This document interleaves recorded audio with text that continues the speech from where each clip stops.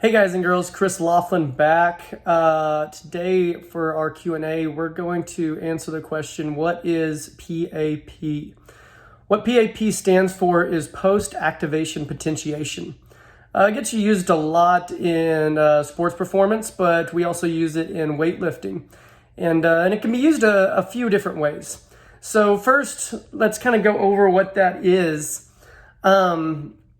The idea is to be able to recruit more in a shorter span.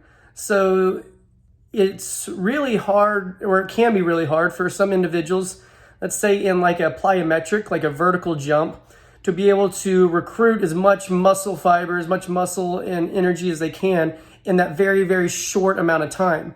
And something like a strength movement, they might do a little bit better on because they have more time to recruit the muscles needed to move fast. But in these really, really short explosive moments, they might have a hard time with that. And so what post-activation potentiation can do is we can try to kind of trick the system into being able to recruit more in a very, very short span. And the way we do that is we go from a kind of high muscle contracting exercise to a shorter either body weight or maybe a really lightweight explosive type movement. So let's just give a couple examples to break that down. Probably the most famous one would be coupling a squat with a plyometric. So like a back squat, and then finish that up and go right into maybe like a box jump or a seated box jump or something like that. The way you would go about doing that is you would want to pick weights that you're moving relatively quickly. So we're not really looking to like fatigue significantly the legs and then try to do something really explosive. What you're trying to do is you're trying to get the legs kind of activated to really having to use a lot of muscle.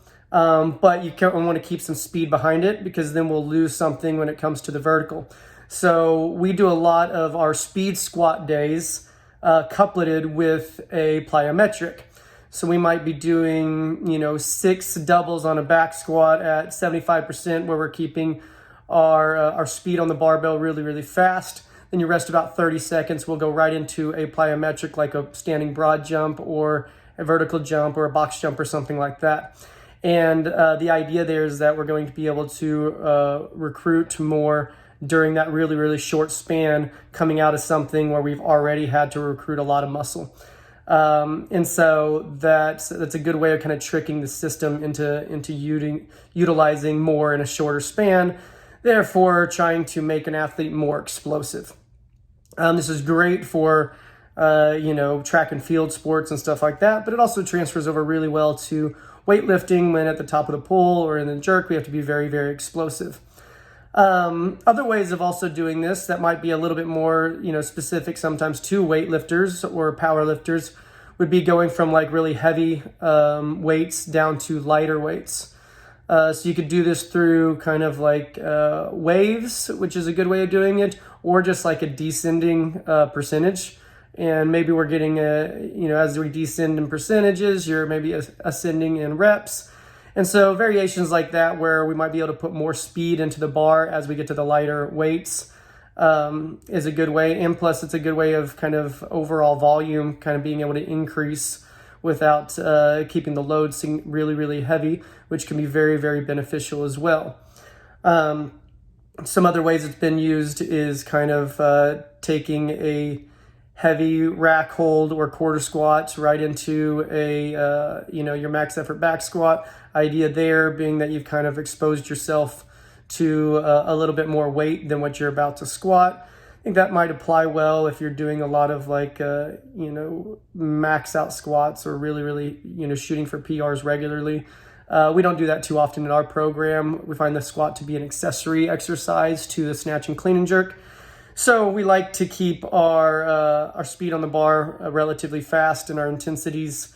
Most of our intensities are going to be in the 80% ranges. We'll touch into the 90% ranges here and there, but for the most part, we want to see that we're moving heavy loads relatively quickly And then when it comes to the sake of the post-activation potentiation, we want to, also incorporate the speed element. So either those good speed squats complemented with the plyometric, or kind of the heavy squats complemented with drop sets.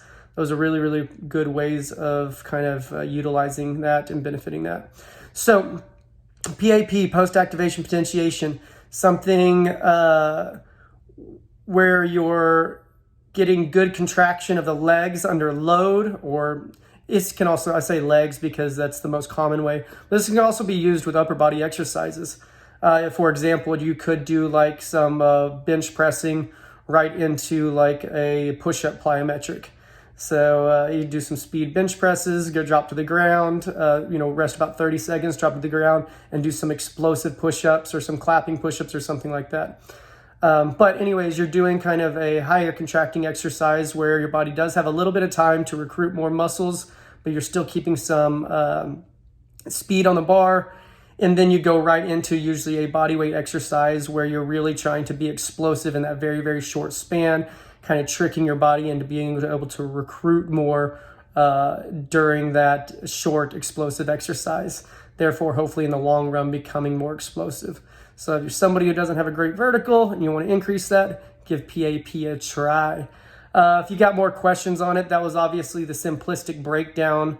If you want to get a little bit more geek out on the science of it, feel free to shoot me a message or a DM either on Facebook or Instagram, and we can get into it a little bit more.